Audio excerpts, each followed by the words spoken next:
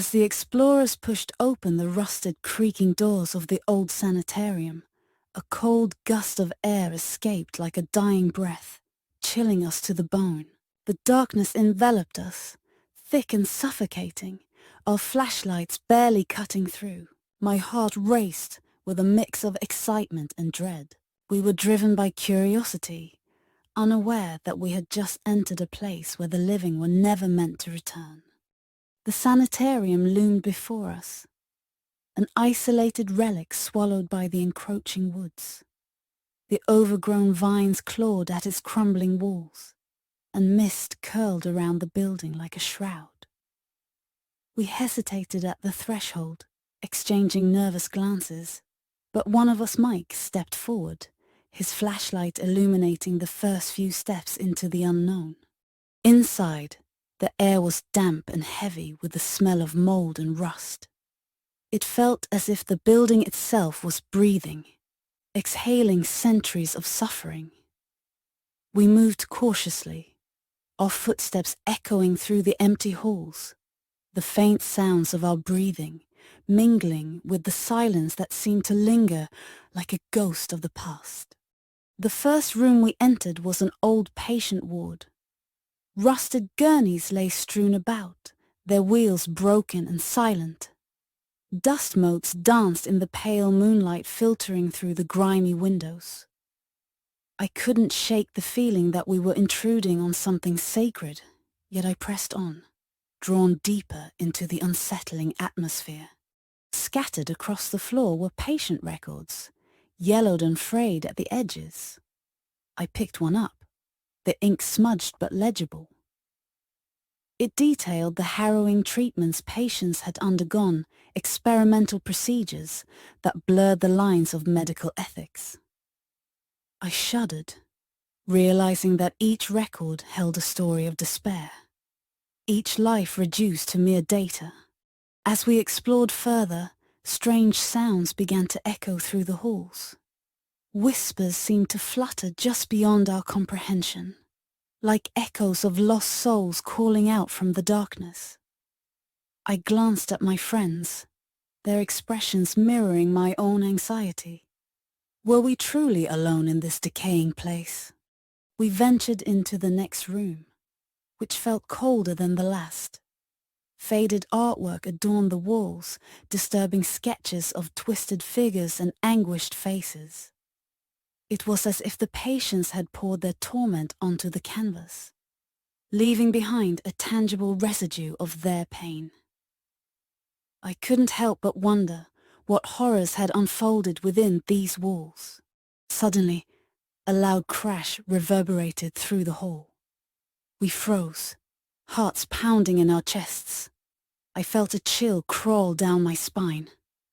"What was that?" Sarah whispered, her voice trembling. The shadows around us deepened, making the room feel smaller, as if the walls were closing in. We exchanged wary glances, the urge to flee beginning to creep into my mind. I suggested we check it out, the bravado in my voice masking the fear simmering beneath the surface. As we crept down the hallway, my flashlight flickered, casting erratic shadows that danced on the walls. It felt as if the very fabric of the sanitarium was alive, watching us, waiting. We arrived at the source of the noise. A door slightly ajar, its hinges rusted and creaking. I hesitated but pushed it open. Inside, a darkened room revealed old medical equipment lying in disarray, as if abandoned mid-procedure. The stark reality of this place pressed down on me, and a sense of foreboding washed over us. As I stepped inside, my foot grazed something soft on the floor. I looked down, heart racing to find a tattered teddy bear, its button eyes staring blankly. It felt so out of place here, a remnant of innocence lost. The juxtaposition of childhood and the grim reality of the sanitarium was unsettling, like a cruel joke played by fate. Just then, a distant wail echoed through the corridor, chilling us to the bone. We froze, eyes wide with terror. "What was that?" Mike whispered, his bravado gone. I felt a cold sweat trickle down my back, realizing that the stories we had heard about this place might be more than just tales. We decided to leave the room, but the air felt heavier, oppressive, as if the walls were closing in around us. I could feel my pulse quickening, each heartbeat pounding in my ears. We retraced our steps, but the hallways seemed to twist and turn, leading us deeper into the heart of the sanitarium. "We should split up," I suggested, though the words felt wrong as soon as they left my mouth. The thought of being alone in this place filled me with dread, but curiosity propelled us forward. We decided to regroup in 10 minutes, hoping to cover more ground. I was acutely aware of how quickly the atmosphere had shifted from excitement to fear. Alone in a dark corridor, I felt the silence envelop me, thick and suffocating. The darkness pressed in, and I shone my flashlight ahead, revealing shadows that danced on the walls. I took a deep breath, forcing myself to focus on the task at hand, but my mind was racing with doubt and fear. I entered what appeared to be a common room, filled with rusted chairs and remnants of old board games. The air was heavy with the scent of decay, and I could almost hear the echoes of laughter that once filled this space. A sense of melancholy washed over me as I realized that this place had once been alive, filled with people and stories. My flashlight flickered again, plunging me into darkness for a brief moment.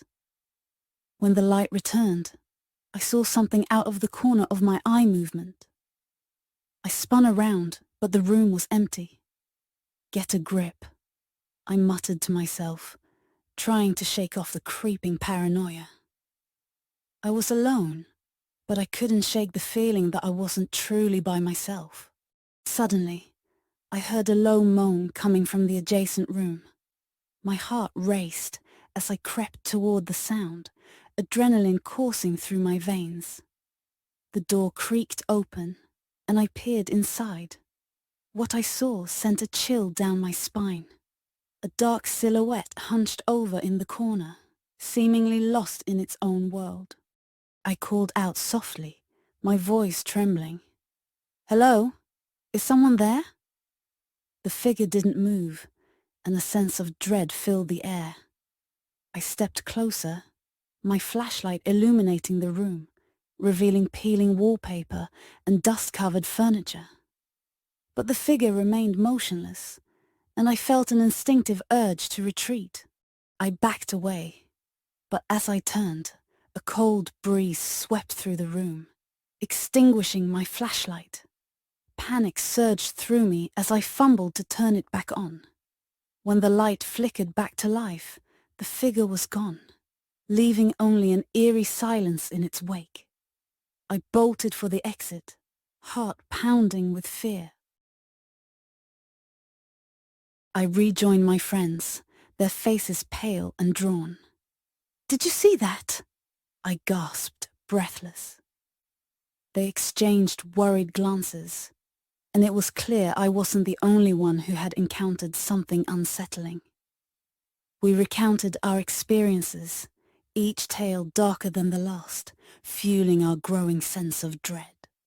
As we moved deeper into the sanitarium, we discovered a room filled with old medical equipment, instruments that looked like they belonged in a horror movie.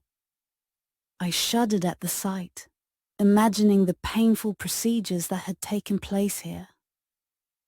The air felt electric with a mix of fear and curiosity. We found more records scattered about, detailing experimental treatments that had been administered to patients deemed unfit. My stomach churned as I read the accounts of torment, a reminder that these were real people, their suffering etched into the very walls we stood before. I could feel a weight pressing down on me, a sensation that something was watching us, lurking just beyond our vision. The chill in the air intensified, and I fought the urge to flee. We pressed on, though each step felt heavier, the shadows seeming to stretch and twist around us. We stumbled into a room lined with old photographs of patients. Their eyes stared back at us, filled with sadness and despair. I felt a deep sense of loss wash over me as I recognized that these individuals had once lived, breathed, and suffered within these walls. Their stories were intertwined with this place, their spirits forever tethered to its dark history. As we reached the end of the hallway, a door slammed shut behind us, echoing through the stillness. We jumped, hearts racing, adrenaline surging.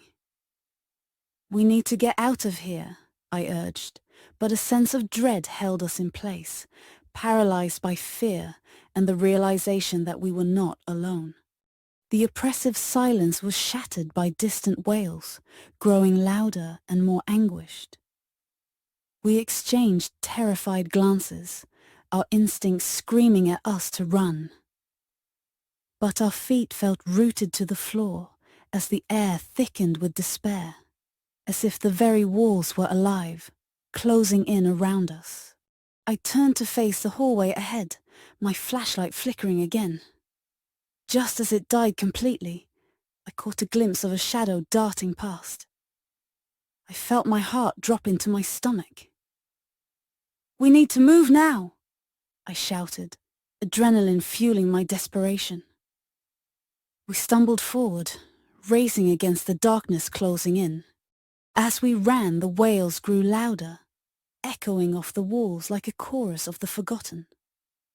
I could feel the weight of the past pressing down on us, the pain and anguish of those who had suffered here. The sensation of being hunted hung thick in the air, urging us to escape the grasp of the sanitarium. We finally reached the main entrance, but as we pushed against the heavy door, it wouldn't budge.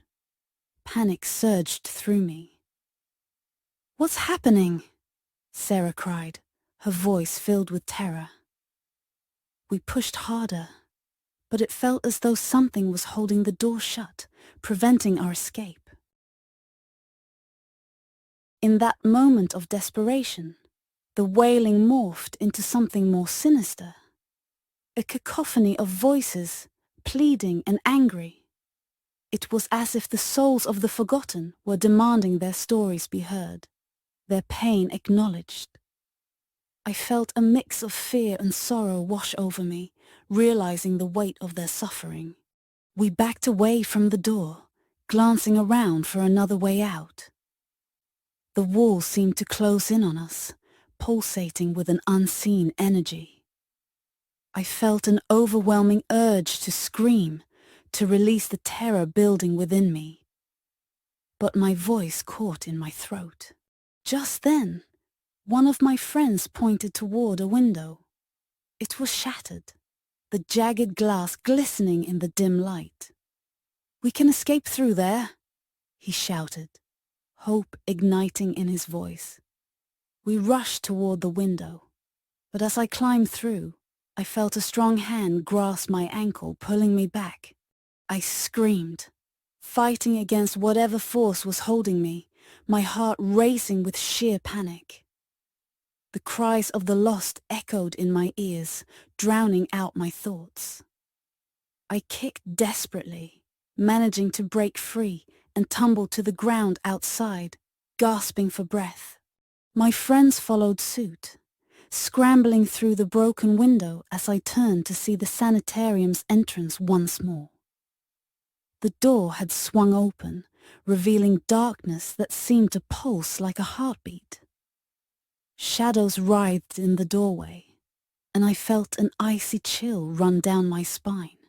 Desperate and panicked, we ran through the decaying halls, chased by the wails of the long-forgotten.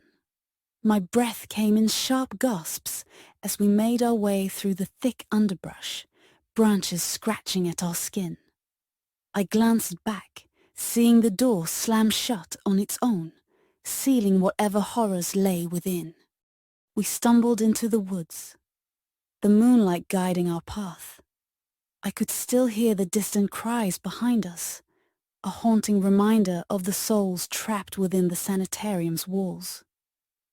The forest felt alive, each rustle of leaves amplifying my anxiety as I fought to escape the shadows of my mind.